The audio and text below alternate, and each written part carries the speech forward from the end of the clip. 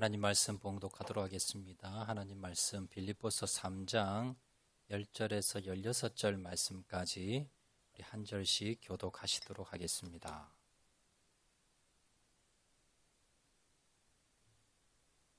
빌립보서 3장 10절에서 16절 말씀 우리 한 절씩 교독합니다. 제가 10절 말씀 봉독합니다. 내가 그리스도와 부활의 권능과 그 고난의 참여함을 알고자 하여 그의 죽으심을 본받아 내가 이미 얻었다함도 아니요 온전히 이루었다함도 아니라 오직 내가 그리스도 예수께 잡힌 바 된 그것을 잡으려고 달려가노라.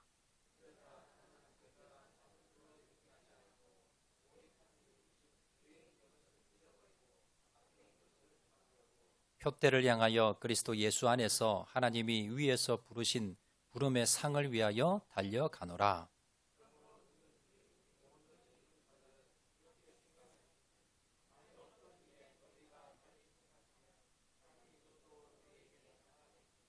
(16절) 말씀 같이 봉독합니다. 오직 우리가 어디까지 이르렀든지 그대로 행할 것이라. 아멘.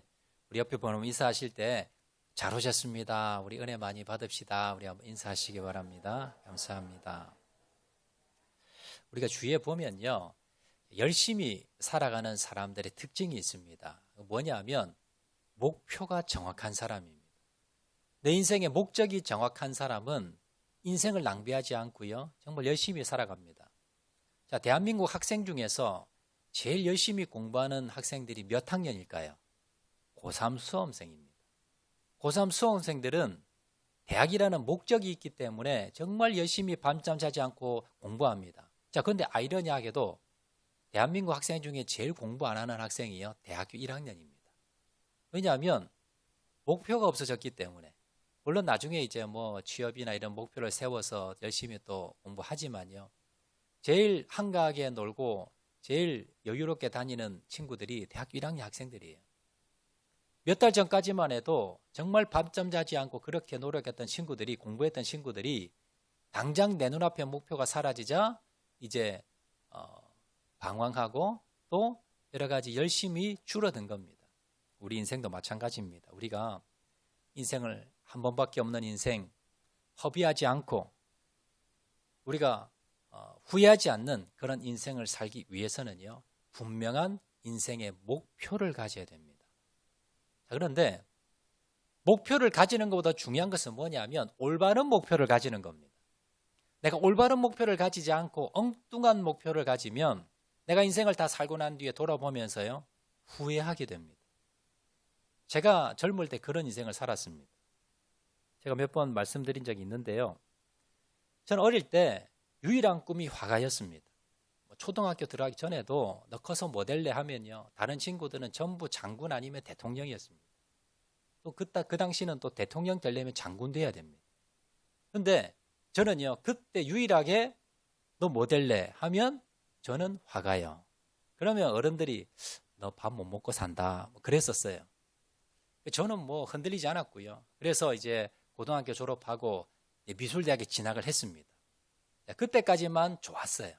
자, 군회를 다녀오니까 현실을 눈에 뜬 겁니다. 아, 화가가 돼서 못 먹고 살구나. 아, 이게 직업이 될 수가 없구나.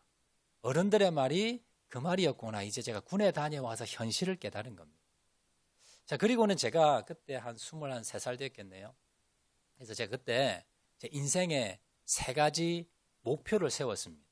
뭐 신앙과 전혀 상관없이 저는 화가가 되고 싶었기 때문에 화가를 평생 할 수 있기 위해서 직업이 있어야 돼요. 그럼 그 중에 직업 중에 제일 좋은 직업이 뭐냐? 미술대학 교수입니다. 미술대학 교수를 하면요, 안정된 직장에 있을 뿐더러 그림 그리는 시간이 많아요.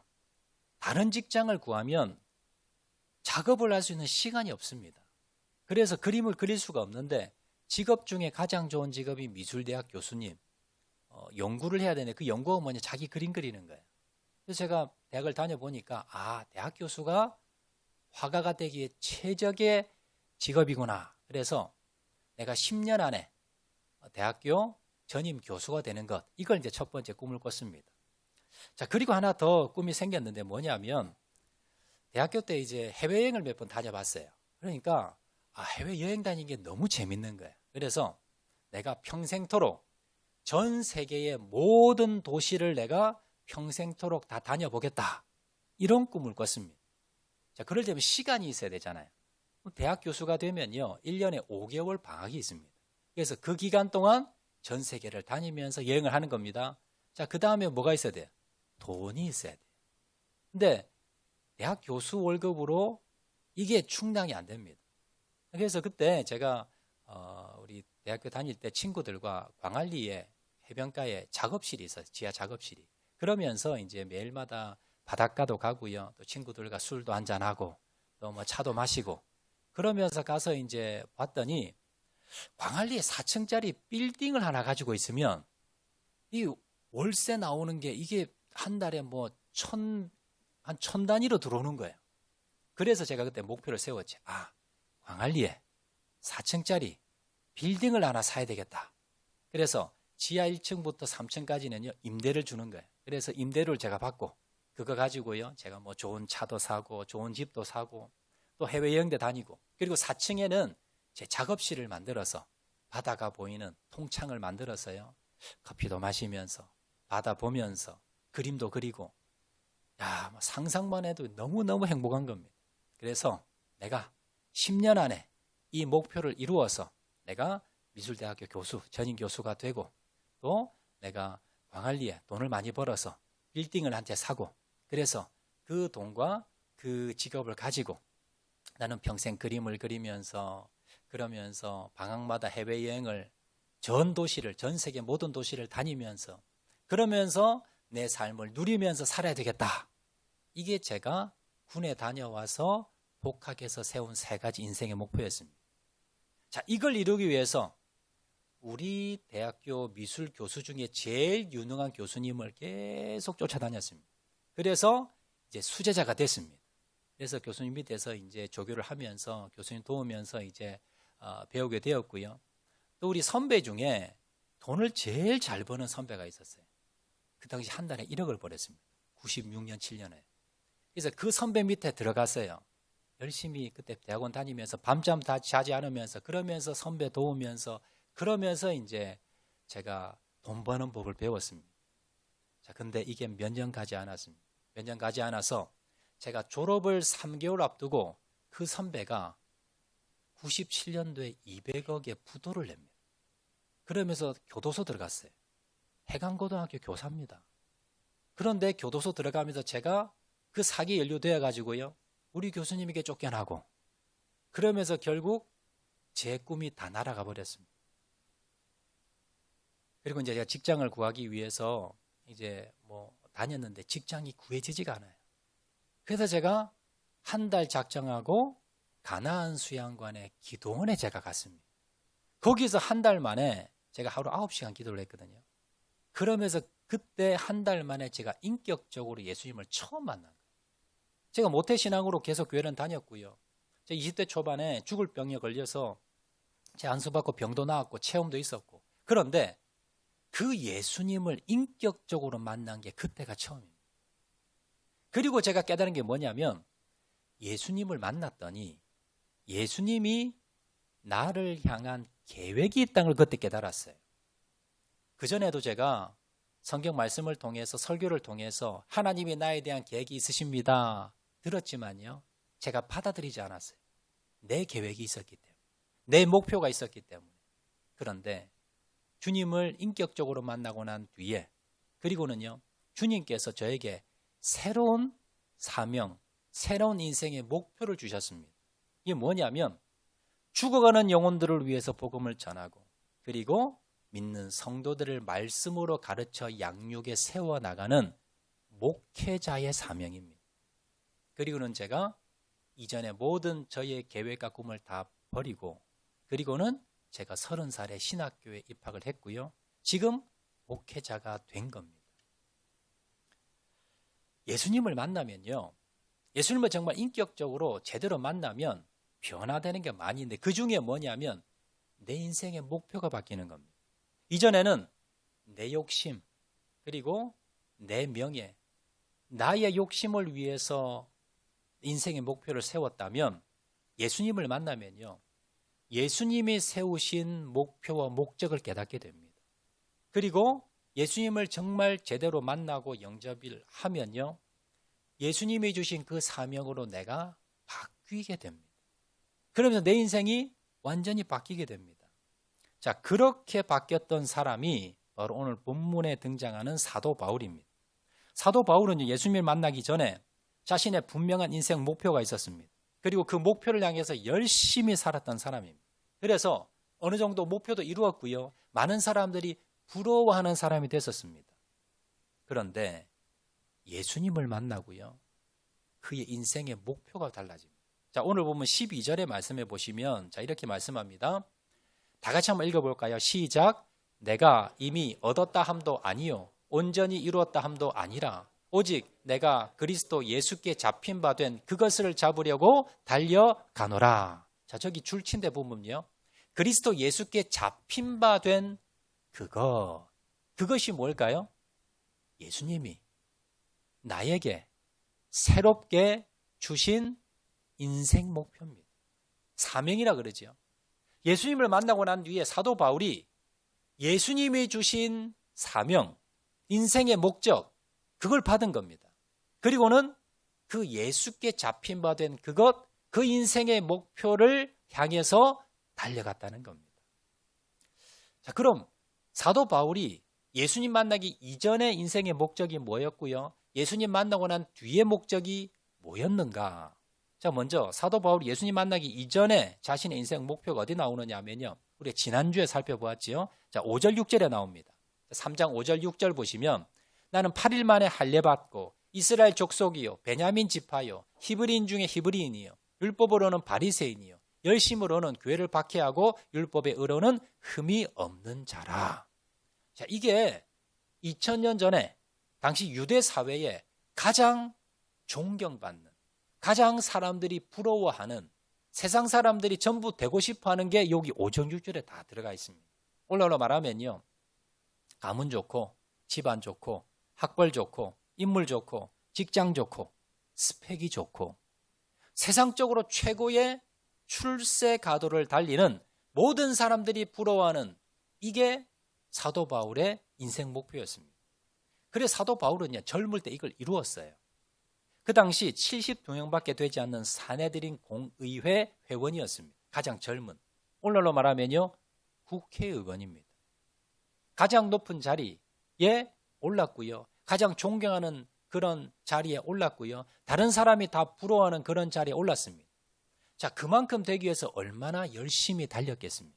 사도 바울은요, 내 목표가 있으면 무조건 달려가는 사람입니다. 그렇게 목적을 향해 달려가다가 그러다가 어떻게 합니까?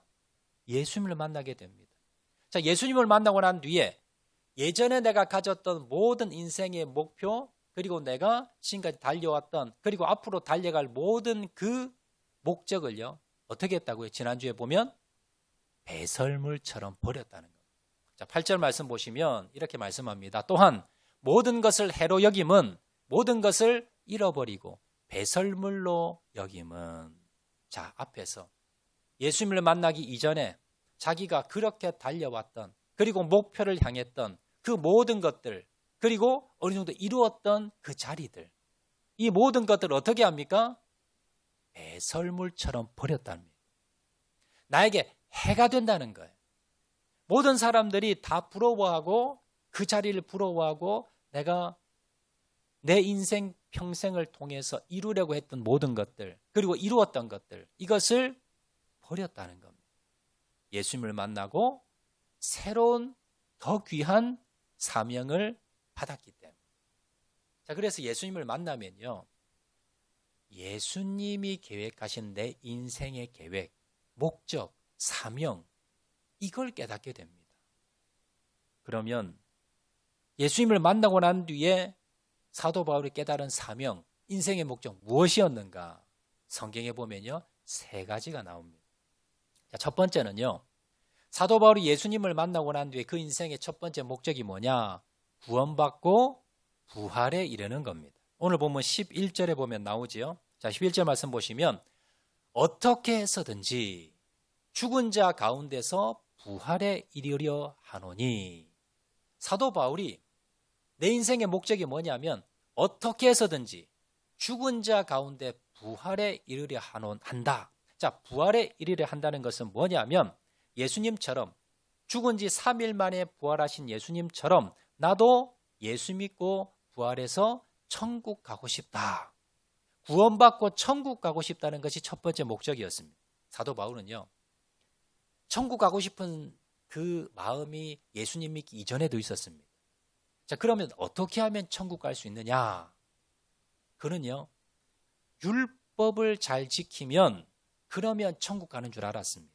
자, 그래서 누구보다도 율법을 열심히 연구했습니다.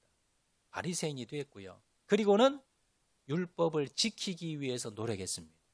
자기 자신을 향해서 나는 율법으로 흠이 없다. 정말 얼마나 완벽하게 율법을 지키려고 노력했으면 율법으로 내가 흠이 없는 사람이다라고 했을 정도로 율법을 철저히 지켰습니다. 자, 그래서 내가 의로운 사람이 돼서 그래서 내가 천국 가고 싶었다는 거예요. 그런데 못 받는 겁니다. 예수님의 그 권능과 고난과 그 능력과 죽으심, 예수님이 왜 돌아가셨을까? 예수님이 왜 이 땅에 오셨을까? 예수님이 왜 그런 삶을 사셨을까? 예수님의 사역과 예수님의 인격과 예수님의 성품과 예수님의 가르치심과 그분의 마음과 그분의 성품과 그분의 인격, 그걸 담고자 했다는 거예요. 작은 예수로 살고 싶고 내가 예수님을 좀 담고 싶다. 이게 사도 바울의 두 번째 인생의 목표였습니다. 그래서 예수님의 말씀을 날마다 묵상했고요. 예수님이 어떻게 살았는가를 연구했고요. 예수님의 삶대로 따라 살려고 그렇게 노력하고 몸부림쳤던 사람이 사도 바울입니다. 에베소서 4장 13절에 보면 에베소 교회를 향해서 사도 바울이 이렇게 권면합니다. 온전한 사람을 이루어 그리스도의 장성한 분량에 충만한 데까지 이르리니. 에베소 교인을 향해서 너희들이 예수님 제대로 믿었냐, 구원 받았냐, 그러면 너희들의 목표는 뭐냐? 예수님 분량까지 자라라는 겁니다. 예수님의 수준까지, 예수님의 인격과 신앙과 믿음까지 너희들이 자라나는 것, 성숙해지는 것, 예수님을 닮아가는 것, 이게 인생 목표야. 찬양하며 나가겠습니다. 너희들이 세상에서 돈 많이 벌고 높은 지위에 오르고 내가 병 고치고 그리고 많은 재산 이루고 이것이 내 인생의 목표가 아니라 바로 많은 재산 이루고 어떻게 하면 예수님을 닮을까? 어떻게 하면 내가 예수님의 그 마음을 내가 소유할까? 어떻게 하면 예수님의 그 인격을, 그 성품을 내가 닮아갈까? 어떻게 하면 예수님의 그 신앙을 내가 닮아갈까? 어떻게 하면 예수님의 그 삶을 내가 좀 따라 살까? 예수님의 그 권능과 이것이 사도 바울의 두 번째 인생의 목표였습니다. 자, 세 번째, 사도 바울의 세 번째 인생 목표는요, 열방을 향하여 복음을 전하는 일입니다. 사도 바울이 예수 믿기 이전에 예수 믿는 사람을 핍박했습니다. 그리고 예수 믿는 사람 잡으러 가다가 다메섹에서 예수님을 만납니다. 자, 그때 예수님께서 사도 바울에게 무슨 사명을 주셨느냐? 예수님의 그 사도행전 9장 15절 말씀 보시면요, 사람을 핍박했습니다. 이 사람은 내 이름을 그리고 예수 믿는 사람 잡으러 가다가 이스라엘 자손들에게 예수님을 만나기 위하여 택한 나의 그릇이다. 사도 바울은 이방인들과 또 임금들과 이스라엘 자손들에게 예수님의 복음을 전하기 위해서 선교하고 그리고 이방 땅에 가서 주님의 복음을 전하기 위해서 하나님이 택하신, 예수님이 부르신 사역자라는 겁니다. 그래서 사도 바울은요, 이 삶을 깨달았습니다. 그래서 예전에 나의 직업 그리고 나의 예전의 터전, 이걸 뭡니까? 다 배설물 버리듯이 버리고요. 그리고 남은 삶은 뭘 하기 위해서 살아갔습니까? 유럽에 복음을 전하고 로마까지 가서 복음을 전하는 그 일에 자신의 인생과 시간을 투자한 사람입니다. 사도행전 20장 24절에도 그가 분명히 이렇게 고백합니다. 내가 달려갈 길과 주 예수께 받은 사명, 곧 하나님의 은혜의 복음을 증언하는 일, 내가 예수님께 내가 인생의 목표를, 내 사명을 받았는데 그게 뭐냐면 하나님의 은혜의 복음을 증언하는 일이 내 인생의 목표라는 겁니다. 내 인생의 사명이라는 겁니다. 여러분, 사도 바울은요, 정말 후회하지 않는 인생을 살았습니다. 여러분, 인생은 한 번밖에 없습니다. 제가 목사하는 이유가요, 제 인생에 한 번밖에 없기 때문에. 제가 이게 좋아서 하는 게 아니고요, 주님 앞에 섰을 때, 내가 장차 주님 앞에 섰을 때 내가 내 인생 후회하지 않으려고. 그래서 주님이 주신 사명을 내가 붙들고 가는 겁니다. 여러분, 마찬가지입니다. 한 번밖에 없는 인생 어떻게 살겠습니까? 여러분, 지금 내가 행복하고 내가 즐기고 내가 좋은 것, 이거 선택하지 마시고요. 여러분이 선택하실 때 그 기준은요, 내가 주님 앞에 섰을 때, 장차 내가 주님 앞에 섰을 때 후회하지 않는 것. 여러분, 이걸 지금 선택하는 것이, 이것이 내가 좀 힘들고 부담스럽고 인생을 낭비하지 않고 본다 하더라도요, 이걸 선택하는 사람이 지혜로운 사람, 내 인생을 헛되지 않는 길로 가는 사람. 사도 바울이 예수님을 만나고 난 후에 인생의 목표 3가지가 나누었습니다. 예수님께 새로 받았습니다. 첫 번째는요, 예수 믿고 구원받는 것, 천국 가는 것.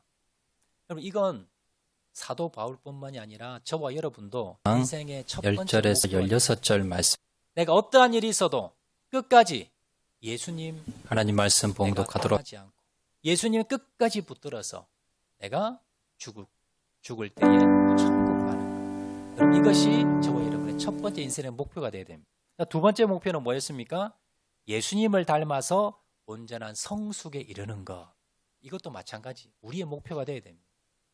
여러분, 내가 예수 믿고 세상에서 높은 지위, 많은 재산, 여러분 떵떵거리는 그러한 여러분 자리 오르는 것, 여러분 그건 수단입니다. 목적이 아니에요. 내가 이 땅을 살아가면서 주님께서 왜 이 땅에 두셨습니까? 우리가 성숙한 사람, 하나님 예수님을 닮아가는 사람, 이게 우리 인생의 목적입니다. 내가 어떻게 하면 오늘도 예수님을 좀 닮아갈까? 어떻게 하면 내 인생 예수님의 삶을 좀 내가 닮아가는 삶을 살까? 내 인격이, 내 신앙이, 여러분 그걸 위해서 기도하시고 노력하시기 바랍니다. 세 번째, 사도 바울의 목적이 뭐였습니까? 어떻게 하면 천국 갈 수 있느냐? 복음을 전하는 겁니다. 여러분, 이건 각자 율법으로 내가 흠이 없는 사람이다라고 했을 정도로 율법을 철저히 지켰습니다. 그래서 내가 의로운 사람이 돼서, 그래서 내가 천국 가고 싶었다는 그 자리에서. 그런데 주님께서 예수보자 하여 왜 부르셨나? 나에게 왜 공부를 해라고 하시고, 나에게 왜 이 직장을 주셨고, 나에게 왜 이 가정을 주셨고, 보자 하여 내가 왜 지금 이 시기에 이 학장로교회 여기에 있는가? 그건요, 주님이 사명이 있어서 여러분을 이 자리에 두신 겁니다. 그 가정에 두신 것이고요, 그 직장에 보내신 겁니다. 주님을 인격적으로 만나면 내가 이 직장을 통해서, 내가 이 가정을 통해서, 내 이 교회를 통해서 무엇을 해야 됩니까? 무엇을 이루어야 됩니까? 그 사명을 각자 주십니다. 이걸 여러분들이 깨달으셔야 돼요. 그리고 그걸 이루어 나가는 삶이, 그것이 진정으로 복된 삶, 보람 있는 삶이고요, 후회하지 않는 삶이라는 것을 여러분 기억하시기를 바랍니다. 자, 그럼 마지막으로 이 사명을 깨달았다면 이 사명을 우리가 어떻게 이루어 가야 되는가? 어떻게 그 사명을 내가 감당하고 나가야 되는가? 오늘 본문에서 이걸 말씀하고 있는데요. 오늘 이 시간에는 첫 번째 항목만 우리 살펴보도록 하겠습니다. 자, 그러면 사도 바울이 하나님께 예수님을 통해서 사명을 받았습니다. 인생의 목적이 바뀌었습니다. 그것을 내가 어떻게 이루어 갔는가에 대해서 고백하는데요. 그 사명을 이루어가는 비결. 자, 첫 번째는요, 잊어버려야 될 것을 잊어버리는 겁니다. 이 중요합니다. 자, 오늘 보면 13절 말씀 보시면 이렇게 말씀합니다. 형제들아, 나는 아직 내가 잡은 줄로 여기지 아니하고 오직 한 일, 즉 뒤에 있는 것은 잊어버리고 앞에 있는 것을 잡으려고. 자, 줄친데 보면요, 즉 뒤에 있는 것은 잊어버리고. 자, 사도 바울이 예수님께 잡힌 바 된 그것, 주님이 주신 사명, 그걸 향해 달려가는데 중요한 것 중에 하나가 뭐냐면 그 사명을 이루는 비결 중에 하나가 뭐냐면 뒤에 있는 걸 잊어버린다는 거예요. 성경에 보면요, 잊지 말라 많이 나오지만요, 또한 반대로 잊어버려야 될 것에 대해서도 나옵니다. 사람이요, 잊어버려야 될 것을 잊지 못해서 괴롭고 그리고 힘들게 사는 사람 많습니다. 고통 중에 사는 사람 참 많습니다. 그래서 내가 주님이 주신 사명을 감당하고요, 내가 오늘 행복하게 살기 위해서는 잊어야 될 것을 잊어버리는 사람이 되어야 됩니다. 자, 그럼 마지막으로 뭘 도대체 내가 잊어버리고 살아야 되는가? 세 가지로 제가 마지막으로 말씀드리겠습니다. 첫 번째입니다. 자, 무엇을 우리가 잊어버리고 살아야 되는가? 첫 번째, 과거의 실패와 실수를 잊어버리셔야 됩니다.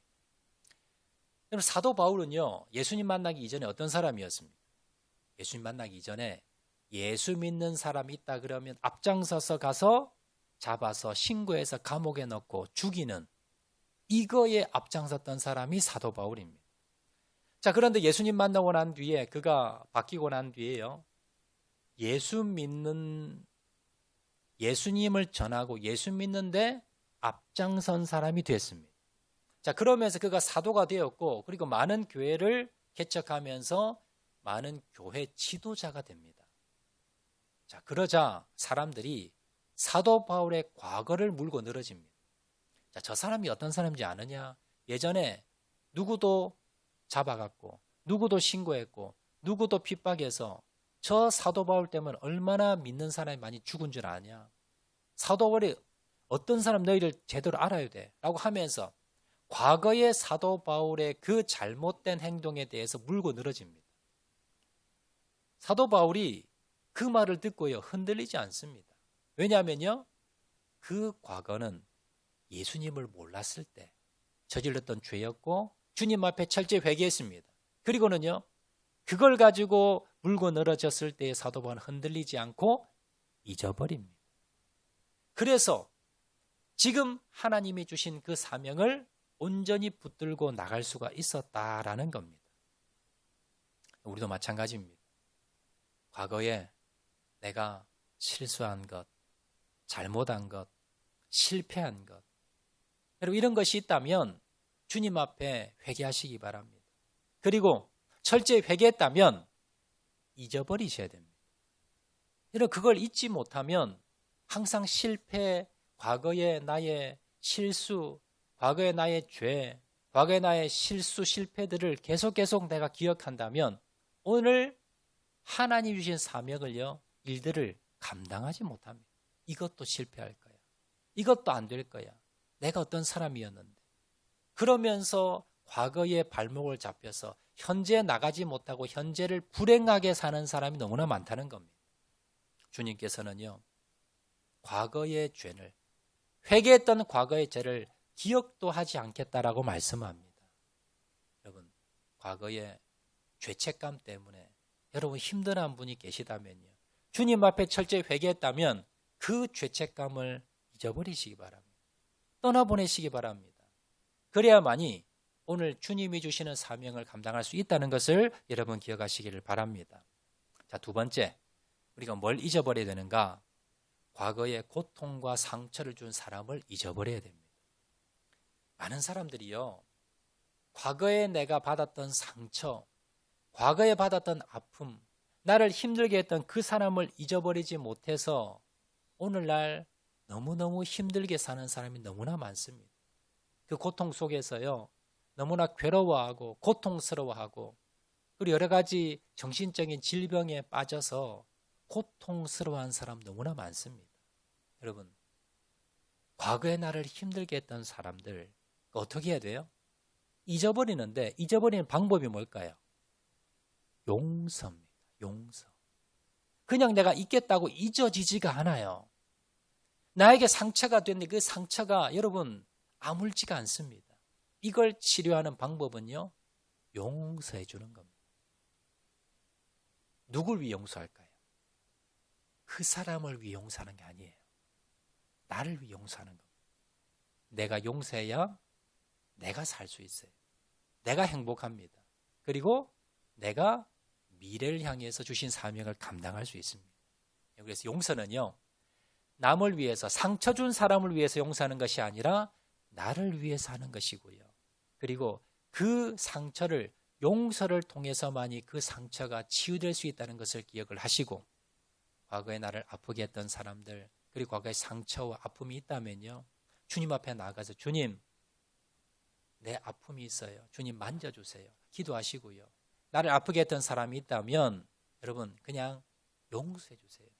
이것이 내 신앙과 내 믿음과 내 인생에 얼마나 많이 도움이 되는 것을 여러분 기억을 하시고, 그 사람이 아니라 나를 위해서 이제는 용서하고 떠나보내고 그리고 잊어버리시고 그리고 새롭게 주님 주신 사명을 감당하는 저와 여러분 되시기를 바랍니다. 자, 그렇게 살았던 사람이 누구냐 하면요, 요셉입니다.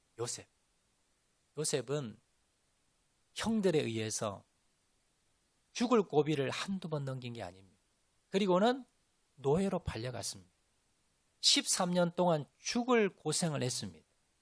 얼마나 원망이 됐겠습니까? 그런데 요셉은요, 원망하지 않습니다. 그리고 총리 대신이 되었는데 애굽에 형들이 찾아온 거예요. 형들이 우리가 버렸던, 우리가 팔아먹었던 요셉이 총리의 대신이 되었다는 것을 듣고는 벌벌 떱니다. 자, 그때 요셉이 뭐라 그럽니까? 창세기 45장 5절 말씀 보시면, 당신들이 나를 이곳에 팔았다고 해서 근심하지 마소서, 한탄하지 마소서. 하나님이 생명을 구원하시려고 나를 당신들보다 먼저 보내셨나이다. 지금 가해자는 벌벌 떨고 있는데 피해자는 잊어버린 겁니다. 용서해 준 겁니다. 그리고는 뭐예요? 하나님의 섭리로 받아들인 거예요. 하나님 요셉에게 꿈을 주셨지요. 이게 사명입니다. 인생의 목표입니다. 그걸 향해 나가는데 걸림돌이 뭐예요? 형들이에요. 형 나를 팔았잖아요. 나를 죽이려 했잖아요. 근데 이걸 뭐예요? 걸림돌로 붙들린 것이 아니라 그 형들을 용서한 겁니다. 하나님의 섭리가 있을 거예요. 하나님께서 우리 생명을 구하시기 위해서 형들을 통해서 나를 먼저 보낸 거지, 형들이 나를 판 게 아니고요, 형들이 나를 미워한 게 아닙니다라고 이야기하는 겁니다. 사실은 맞잖아요. 형들은 미워서 파는 겁니다. 그런데 요셉은요, 그렇게 받아들이지 않는 거예요. 그러니까 요셉은 행복했고요, 주님이 주신, 하나님이 주신 사명을 감당할 수 있었다는 겁니다. 만약 형들을 미워했다면요, 그가 자살을 했거나 우울증에 빠졌거나 총리가 되어서 이렇게 쓰임받지는 못했겠지요. 여러분을 힘들게 하고 상처 준 사람이 있습니까? 여러분, 하나님의 섭리가 있다는 걸 깨달으시기 바랍니다. 그리고요, 용서해 주는 겁니다. 떠나보내는 겁니다. 용서하고 잊어버리는 겁니다. 그래야만이 하나님이 오늘도 나에게 주시는 사명, 그 사명을 감당할 수 있다는 걸 여러분 기억하시길 바랍니다. 자, 세 번째 마지막입니다. 사도 바울이 뒤의 것을 잊어버렸는데 세 번째 우리가 잊어버려야 될 것이 뭐냐? 자신의 약점을 잊어야 됩니다.